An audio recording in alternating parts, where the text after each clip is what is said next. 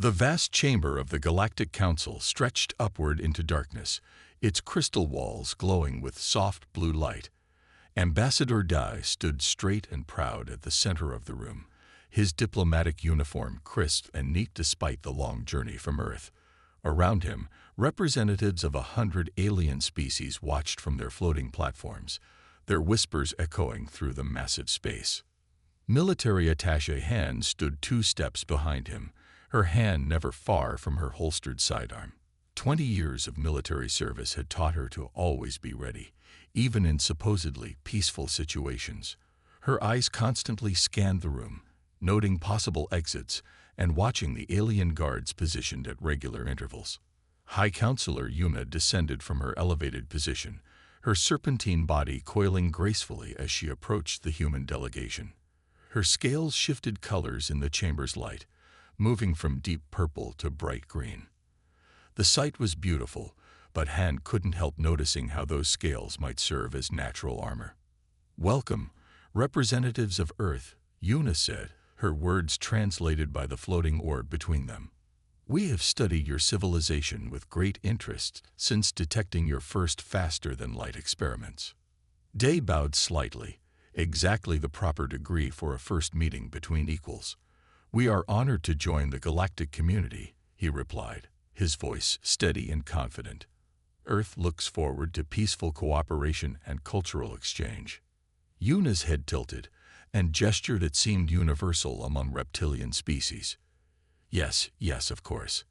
However, we must discuss certain concerns." She waved one of her 4 arms, and a holographic display appeared in the air between them. "Your military technology, for instance." The display showed various human weapons, rifles, pistols, artillery pieces, even the latest railgun prototypes. Day could hear soft laughter from some of the watching delegates. "You still use projectile weapons?"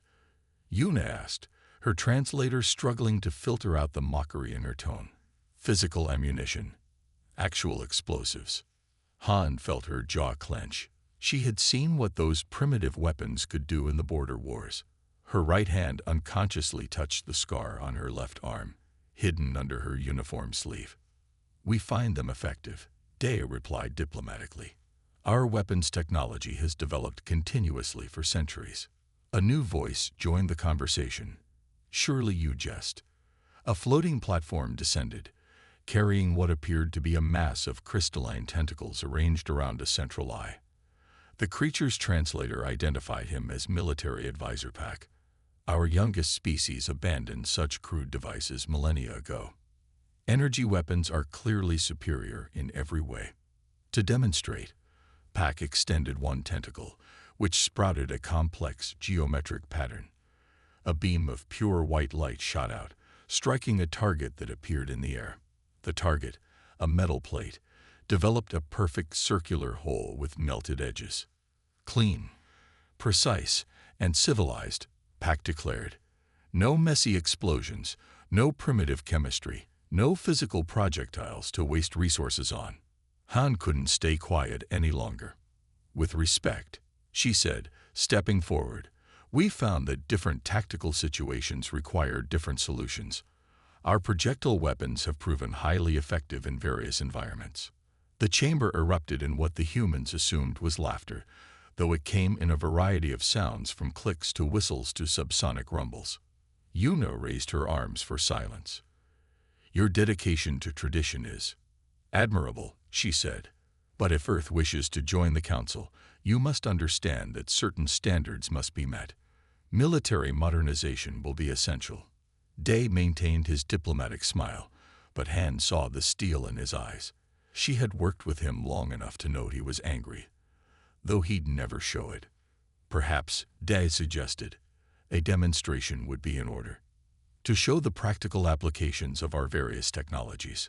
The chamber grew quiet. Han watched as the aliens exchanged glances, their bodies showing a variety of expressions that human xenologists were still working to understand. "A demonstration," Yuna repeated, her scales shifting to a deep blue. "You wish to compare your projectile weapons to our energy technology." "Exactly," Dak confirmed. "A friendly competition, if you will, to help us understand where we need to modernize. Han fought to keep her face neutral. She had seen that particular smile on Day's face before, usually right before he sprung a carefully laid diplomatic trap. Very well, Yuna declared after consulting with her fellow council members. In one standard week, we will arrange a demonstration of military technologies. This will help Earth understand the path forward to joining our civilized society. As the meeting concluded and the human delegation was escorted to their quarters, Han finally allowed herself to smile. She had spent enough time in combat to know one crucial truth. Energy weapons might be impressive, but they had never faced anything like humanity's arsenal. They're in for quite a surprise, she murmured to Dai as they walked. The ambassador nodded slightly. Sometimes, he replied quietly, the old ways persist for very good reasons. Above them, the council chamber's lights dimmed, and the alien delegates continued their discussions, none of them realizing that they had just stepped into a lesson about underestimating humanity that they would never forget. The weapons assessment chamber aboard the Galactic Council's space station gleamed with sterile white light. Council military expert Ta moved with fluid grace, his crystalline exoskeleton catching the light as he lifted the M4 derivative from its display case. His own energy rifle pulsed with a soft blue glow at his hip, its advanced technology, a stark contrast to the human weapon in his hands. Colonel Song stood at parade rest, her face a mask of professional calm. 25 years of military service had taught her patience, and right now she needed every bit of it. Next to her, the weapon cases displayed Earth's finest firearms, the latest assault rifles, sniper systems, and even a compact crew-served weapon. The craftsmanship is adequate, Tay announced, his translator conveying his condescension perfectly. He ran his multi-jointed fingers along the rifle's barrel. Though I fail to understand why you would continue using such primitive propulsion methods. Two other council experts floated nearby. One was a gaseous being named Gil contained in an environmental suit, while the other, Rim, appeared almost human except for his silver skin and 4 arms. They exchanged what Song assumed were amused glances. Please, explain to us. Gil's suit translated, clouds of purple gas swirling inside. Why you persist with chemical propellants when plasma technology is clearly superior. Song picked up one of the rifles and checked it with practiced ease. Would you like a demonstration? She asked, her voice level. That won't be necessary, Rim interjected, his 4 hands moving in what might have been a dismissive gesture. Our sensors have already analyzed your weapon's capabilities. Muzzle velocity, energy transfer, rate of fire, all far below our standard military requirements. Tai set the rifle down with exaggerated care. You see, Colonel, modern weapons don't rely on primitive explosions. Our energy weapons convert matter directly into precisely controlled plasma bursts. No recoil, no bullet drop, no messy logistics of physical ammunition. Song nodded slowly. Impressive. And how do they perform in electromagnetic interference? Or extreme cold? Or underwater? The alien experts paused, their movements suggesting confusion. Why would anyone fight underwater? Gil asked, genuine puzzlement in his translated voice. Humans fight everywhere, Song replied simply. She picked up a sealed case from the end of the display. This might interest you, our latest underwater rifle design. Tay's crystalline form shifted colors, perhaps indicating interest despite himself. Underwater weapons, but energy beams disperse in liquid. Exactly, Song said, opening the case to reveal the sleek weapon inside. Sometimes the old ways are the best ways for certain situations. Rim moved closer, all 4 arms crossed. But surely you understand that energy weapons are more advanced, more civilized. They leave no residue, no spent casings, no physical trace. Song allowed herself a small smile. Sometimes leaving traces is exactly what you want. Sometimes you need the enemy to know exactly what they're facing. The alien experts exchanged looks again, their body language suggesting they were struggling to understand this concept. Let me demonstrate something, Song said, picking up a standard rifle. She ejected the magazine, cleared the chamber, and began disassembling the weapon with quick, practiced movements. Notice how simple this is, how few parts, how easy to maintain. The aliens watched as she reassembled the rifle in under a minute, her hands moving with the certainty of decades of experience. Now, she continued, what happens to your energy weapons when their power cells are depleted? They connect to ship's power or are recharged at base, Tay replied, as if explaining to a child. And if you're cut off from your base, if your power systems are damaged? Song asked, loading a fresh magazine into the rifle. Our weapons can be reloaded in seconds. Ammunition can be manufactured with relatively simple equipment. They work in any environment, under any conditions.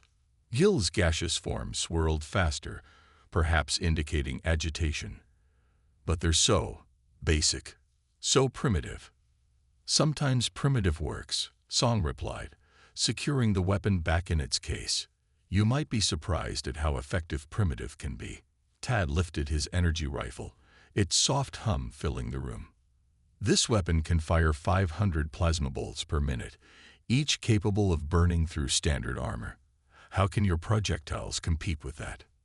Song's smile didn't waver. I look forward to showing you at the demonstration next week. Sometimes seeing is believing. The alien experts soon departed, their dismissive attitude unchanged. As they left, Song heard them discussing how to help Earth advance beyond such outdated technology. Alone in the weapon room, Song ran her hand along one of the rifle cases. They really don't understand, she murmured to herself. They've forgotten that sometimes the simplest solution is the best solution. She thought about all the battles she'd seen, all the times when a reliable rifle had meant the difference between life and death. The aliens might mock Earth's weapons, but they had never faced an enemy who could adapt, who could fight in any environment, who could keep fighting long after power cells ran dry. They would learn soon enough. Sometimes the oldest lessons were the hardest ones to learn. The grand chamber of the Galactic Council shimmered with holographic displays as Sub-Counselor Jin's form materialized above the central platform. Her translucent image towered 20 feet tall, her ceremonial robes flowing in a non-existent wind. Around her, representatives from 300 worlds watched with varying degrees of interest and amusement. Admiral Kang stood at the speaker's position, his dress uniform decorated with the medals of countless campaigns. 15 years of commanding Earth's combined special forces had left him with gray hair and sharp eyes that missed nothing. He noted how the alien delegates whispered among themselves, their bodies showing signs of what human xenologists had identified as amusement or condescension.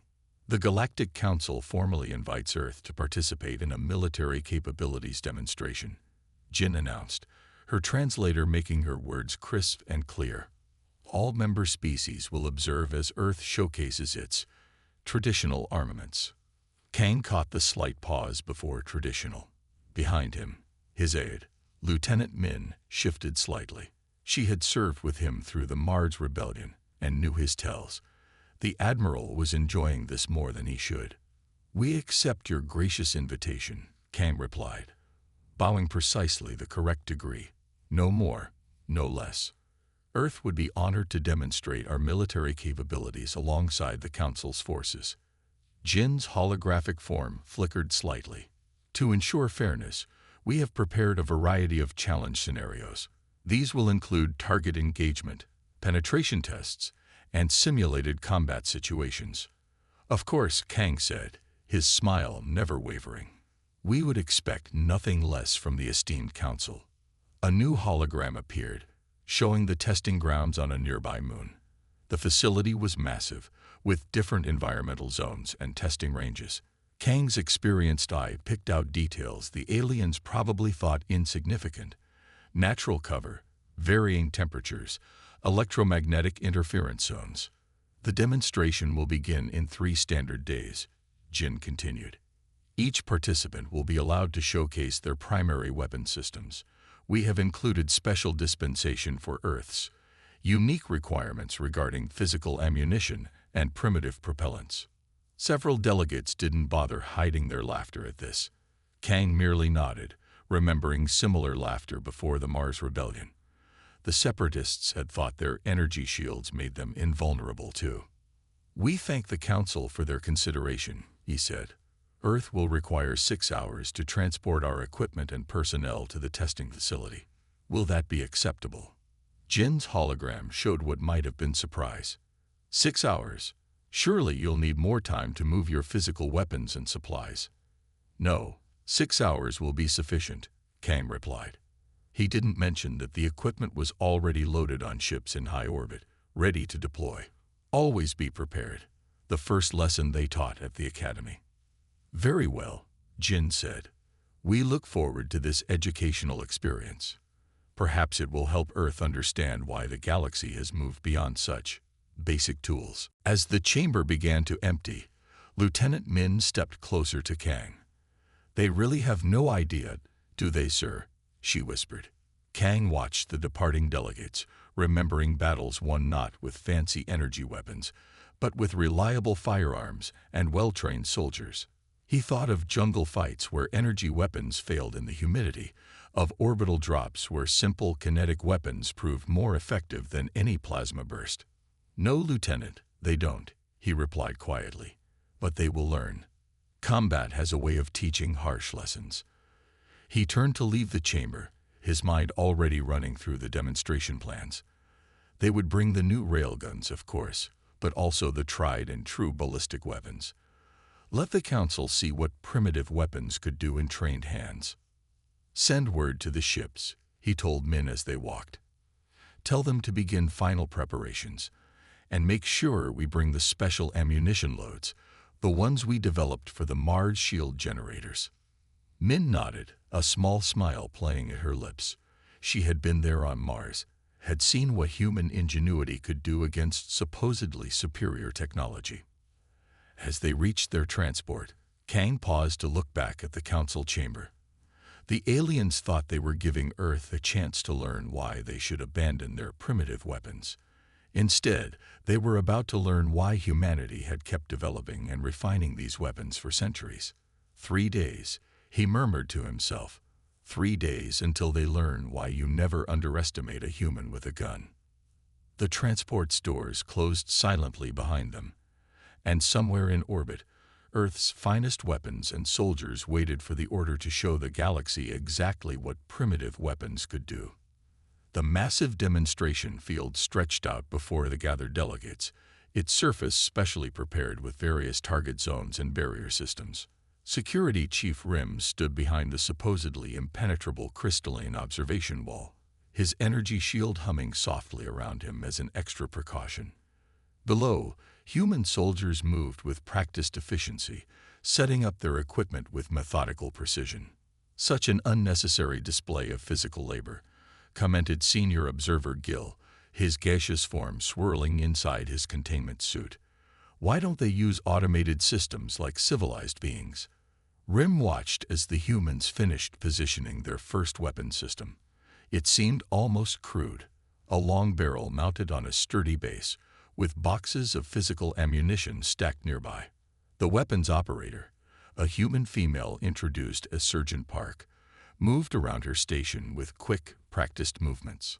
"First demonstration will be armor penetration testing," announced Admiral Kang from the human section. "We'll begin with our standard 50 caliber anti-material rifle." The gathered alien delegates murmured in what might have been amusement. Their finest armor systems had resisted every known energy weapon in the galaxy. The idea that a physical projectile could pose any threat seemed almost comical. "The target will be 3 layers of Council standard capital ship armor," declared Sub-Counselor Jin. "The same material that protects our finest vessels." The target panels floated into position, their surface gleaming with advanced nanomaterials and energy-dispersing patterns.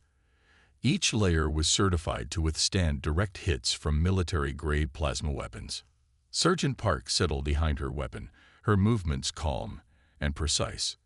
Through the observation barriers, Rim could see her speaking quietly into her communication device, probably confirming the target details.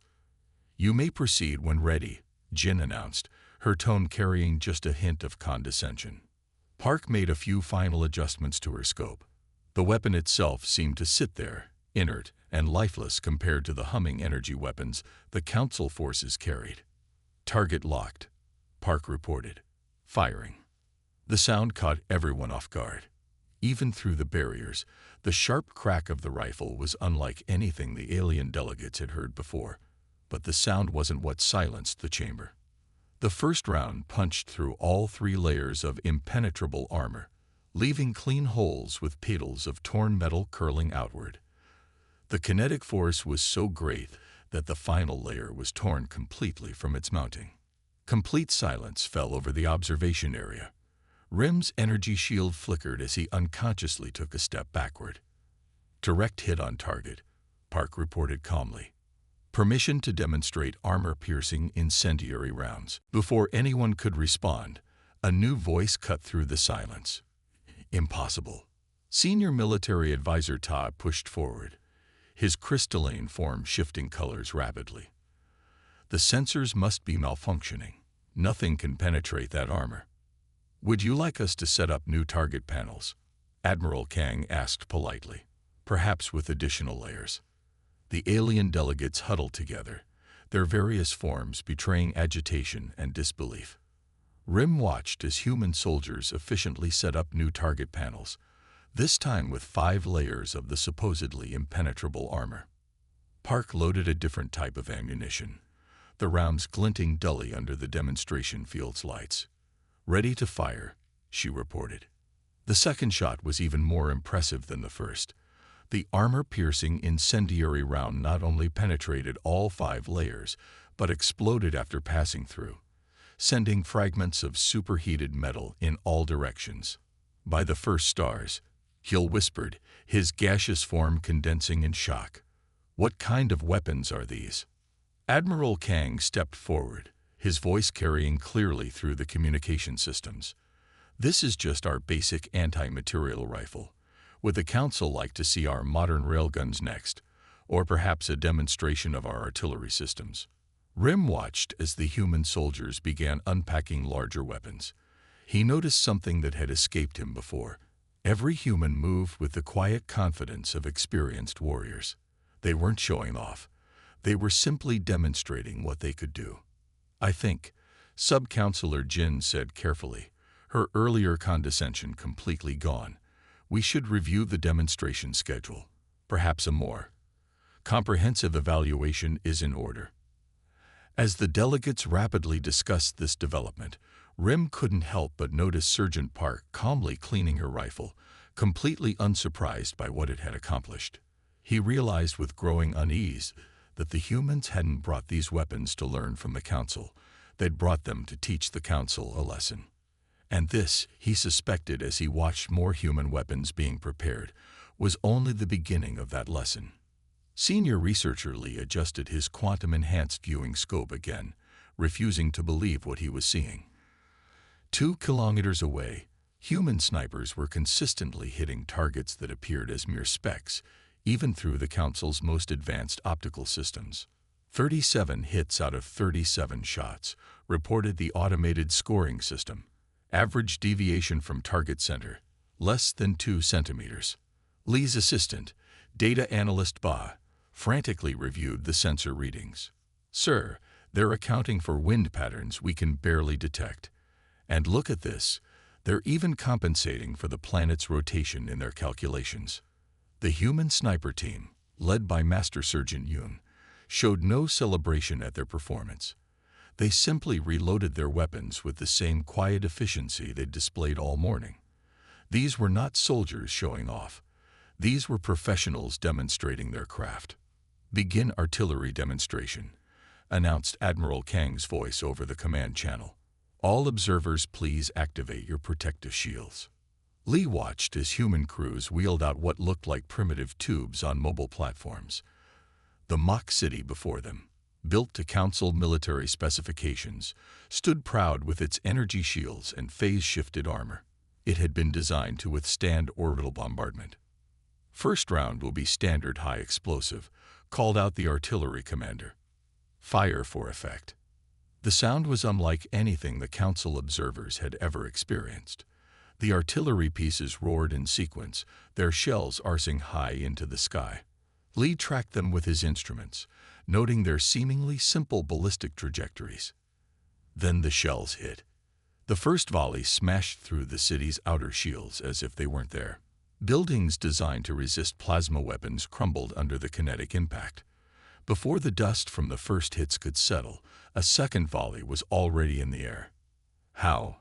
demanded Sub-Counselor Jin, her normally composed voice shaking.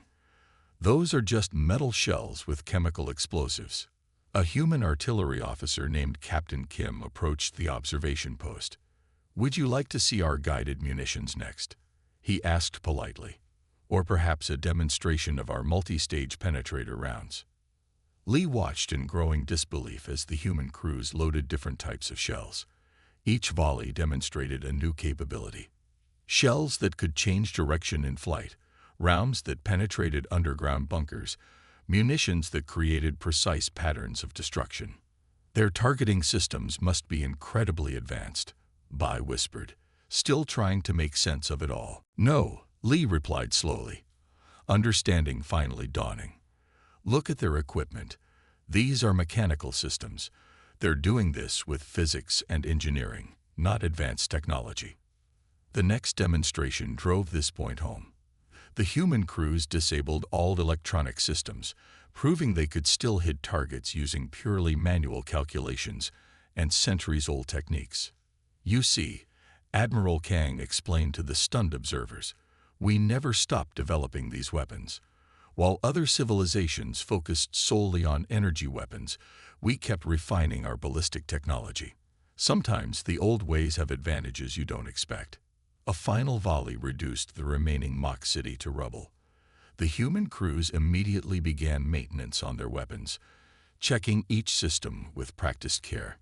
"Perhaps," Sub-Counselor Jin said carefully, "we should reconsider our earlier assessments of human military capabilities." Lee made careful notes as the human officers explained the different artillery systems. They had shells that could defeat any known defense, rounds that could carry multiple payloads, and ammunition designed for every conceivable scenario. "But what if the enemy has superior technology?" Bai asked one of the human officers. The officer, Lieutenant Park, smiled slightly. "Superior technology requires perfect conditions to work perfectly," she replied. "Our weapons just need gravity and basic physics. They never stop working." As the demonstration concluded, Lee watched the human crews pack up their equipment with the same quiet efficiency they'd shown all day. He thought about all the assumptions the Council had made about primitive weapons, about how they'd dismissed physical projectiles as obsolete. The smoking ruins of the mock city stood as a silent testament to how wrong they'd been. Sometimes, Lee realized, the simplest solutions were the most effective, and humanity had spent centuries making those simple solutions as deadly as possible. The Council would have to completely recalculate their understanding of military power. The galaxy had just become a much more complicated place. Fleet Commander Moon stood in the Council's main strategic center, surrounded by holographic displays showing the devastation from the human weapons demonstrations. Her hands trembled slightly as she reviewed the damage analysis from the railgun tests. Behind her, Counselor Ba sat in shocked silence, watching the footage loop over and over. "Play it again," Moon ordered, her voice barely steady. The AI complied, showing the moment a human railgun round pierced their most advanced battlecruiser hull like paper. The tungsten penetrator had passed through all 7 layers of energy-dispersing armor, leaving a clean hole that would have depressurized entire decks in a real ship. 10,000 years, Bai muttered, shaking his head. 10,000 years we spent perfecting our defenses against energy weapons, and they beat them with rocks. "Very fast rocks," corrected Admiral Kang, who stood quietly in one corner. The humans had been invited to this emergency assessment meeting, though many council members had objected. "Our latest Railvim models can accelerate projectiles to roughly 8% of light speed." Moon pulled up another hologram, this one showing the effects of human artillery on ground installations. "Our shields are useless against these weapons," she said. "They're designed to deflect energy, to absorb and disperse plasma and laser fire, but physical projectiles just pass right through." "We can adjust the shields," suggested Chief Engineer Gill, his gaseous form swirling anxiously in his containment suit. "Modify them to create solid barriers instead of energy dispersion fields." "That would leave us vulnerable to energy weapons," Bot pointed out. "And look at these impact forces. The kinetic energy alone would shatter any solid barrier we could generate." Admiral Kang stepped forward, his movement drawing all eyes.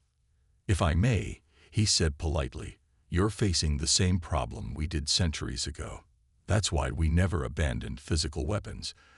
They complement energy weapons perfectly. Each covers the other's weaknesses." Moon watched another replay, this time of human snipers engaging targets at extreme range. "Your targeting capabilities are remarkable," she admitted. "Our sensors couldn't even track some of those shots." "Basic physics," Kang replied. "Gravity, wind, rotation. These forces are constant. They can't be jammed or disrupted like electronic systems." A new alert flashed across the displays. The results from the spacecraft armor testing had arrived. Moon opened the file, then immediately wished she hadn't. The humans had demonstrated their weapons against various ship designs, from small scouts to capital ships. The results were uniformly catastrophic. "Look at this," she said, highlighting one section. "Their armor-piercing rounds don't just penetrate the hull. They're designed to fragment after penetration, causing maximum internal damage. One hit could disable critical systems throughout an entire section." "And their ships," Ba added, pulling up images of human vessel designs. "They're built differently than ours. Compartmentalized. Armored internally. They're designed to take hits and keep fighting." Moon thought about the Council's fleet deployments, about all their carefully planned defense strategies. None of them had considered the possibility of facing weapons like these. Their ships were optimized for energy weapon combat, long-range battles with shields and plasma weapons. A close-range battle with human vessels would be. "We need to completely redesign our ships," she said finally. "Our current fleet would be decimated in any conflict with Earth." "Perhaps," said Kang carefully, "we should discuss cooperation rather than conflict. Earth has much to learn from the Council's energy weapon technology, and perhaps the Council could benefit from our experience with kinetic weapons." The room fell silent as the implications sank in. Centuries of assuming technological superiority had left the Council vulnerable. Their entire understanding of military doctrine would need to be rebuilt from the ground up. "We should be grateful," Ba said suddenly, "that Earth chose to demonstrate these capabilities peacefully. Imagine if we had learned about them during actual combat." Moon suppressed a shudder at the thought. The footage continued playing around them. Railguns piercing shields, artillery shattering fortifications, snipers hitting targets that should have been impossible to reach. Each demonstration revealed another flaw in their defenses. Another assumption proved catastrophically wrong. "Admiral Kang," she said finally, "I believe the Council will be very interested in discussing military cooperation with Earth." "Very interested indeed." Kang nodded politely, but Moon caught the slight smile on his face. The humans had known all along what this demonstration would reveal. They had just changed the balance of power in the galaxy, and they had done it not with advanced technology, but with refined versions of humanity's oldest weapons. As the meeting continued, Moon couldn't help but wonder what other surprises Earth might have in store. Perhaps it was time for the Council to start learning from the humans, instead of the other way around. The Grand Chamber of the Galactic Council buzzed with anxious energy as species from across the galaxy debated humanity's place in the new order. Ambassador Dai sat at the center table, his posture relaxed but alert, watching as various counselors argued about the implications of Earth's military capabilities. Military attaché Han stood at her post behind him, observing the proceedings with carefully concealed amusement. The same aliens who had mocked Earth's primitive weapons just days ago were now falling over themselves to propose military partnerships. "Order," Order in the council. High Counselor Yuna's voice cut through the chaos. Her iridescent scales had taken on a deep blue hue, a sign of serious contemplation. The humans had learned. We must address this situation with the gravity it deserves. Gravity, muttered a crystalline being to Han's left. Like their projectile weapons. At least they understand that much. Fleet Commander Moon stepped forward, her holographic form towering over the assembly. The military implications are clear, she announced. Earth's weapons technology offers capabilities we had not thought possible. Their methods of warfare are different from anything we have encountered. Ambassador Day maintained his diplomatic smile, though Han could see the satisfaction in his eyes. They had planned this moment carefully, knowing the demonstration would force the Council to reevaluate everything they thought they knew about military power. Different. Burst out Military Advisor Pack, his tentacles writhing in agitation. They have weapons that can penetrate our strongest shields. Their targeting systems work without electronics. Their artillery can reduce our cities to rubble. Those are all facts we are aware of, Day said calmly. The question is, how do we move forward from here? High Counselor Yuna slithered down from her elevated position to face Da directly. Perhaps, she said, her voice carrying none of its former condescension, we should discuss a military alliance. Earth's unique capabilities could complement our own technologies. Han watched as the other council members reacted to this suggestion. Some showed clear signs of approval, others seemed worried, but none displayed the dismissive attitude they'd shown just days ago. Earth would be interested in such discussions, Day replied carefully. We have much to learn from the Council's energy weapon technology, and perhaps we could offer insights into kinetic warfare in return. A full exchange of military knowledge, asked Sub-Counselor Jin, her holographic form flickering with excitement.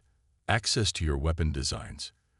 Within reason, Da said, just as we would expect access to Council technology.